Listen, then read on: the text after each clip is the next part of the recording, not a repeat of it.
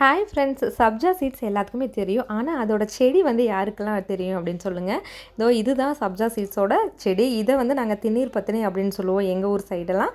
இந்த திண்ணீர் பத்தினி கூட ரொம்ப மருத்துவ குணமுடையதுங்க. இதோட பூக்கள் இருக்குது பார்த்தீங்களா, இந்த பூ வந்து காஞ்சதுக்கு அப்புறமா இதுக்குள்ளே இருக்கிற விதைகள் எடுத்து சுத்தம் பண்ணி பயன்படுத்தக்கூடியதாக வந்து சப்ஜா சீட்ஸ் அப்படின்னு சொல்கிறோம். இது ரொம்ப ரொம்ப உடம்புக்கு நல்லது.